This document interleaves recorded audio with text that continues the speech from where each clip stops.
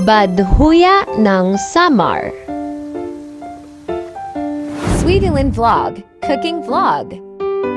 Hi guys! For today's video ay gagawa ako ng kakaning samar uli na tinatawag na badhuya. So, ayan, yung aming saging is overripe na siya, kaya gagawin ko siyang badhuya para hindi siya masayang. At lalagyan ko siya ng harina. Gamitin ko is brown sugar at lalagyan ko siya ng pampabango na vanilla. Ayan. So, vanilla. Charot. So, ayan, simulan na natin mga ka-sweetie. So, ayan mga ka-sweetie, una kong ilalagay ay yung saging. Ayan. Medyo overripe na siya, kaya gawin ko na tong kakanin para hindi siya masayang. So, ayan mga ka-sweetie, nabalatan ko na po yung saging. After nyan, dudurugin na to. Dudurugin muna. After madurog, lalagyan ko na po ito ng harina. Huwag yung durog na pagmamahal ha, kasi masakit po yan. Charot. So, after nyan, lalagyan ko na po ito ng harina. Ayan, pagkatapos lagyan ng harina, haluin ko na ito para mag-mix na siya. Ayan, para mag-mix na. Bali, hindi ko na ito lalagyan ng maraming asukal kasi matamis na yung saging. Kunti na lang yung ilalagay na asukal. Lagyan ko na siya ng asukal. Halo na rin. After nyan, lalagyan ko na siya ng 1 teaspoon na vanilla para mabango yung aking kakanin.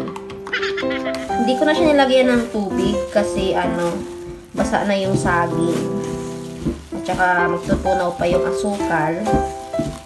Masyadong mababasa yung ang gagawing badhuya pag nilagyan pa ng tubig.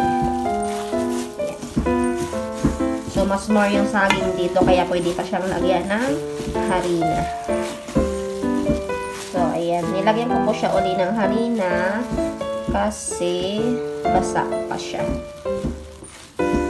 Ayan. Haluin lang ng maigi.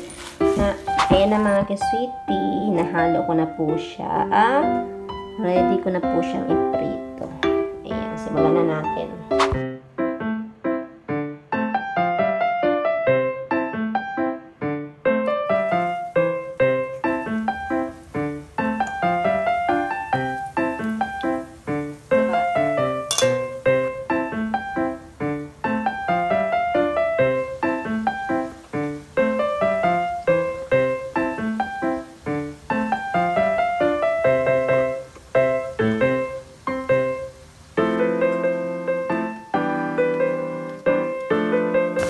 So, ayan mga ka-sweetie, malapit na matapos yung piniprito kong badhuya.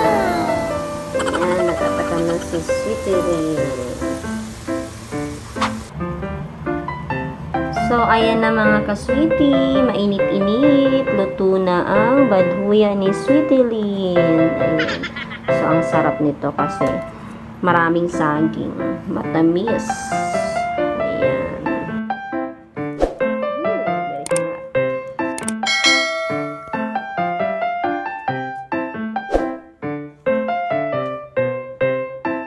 Thank you for watching.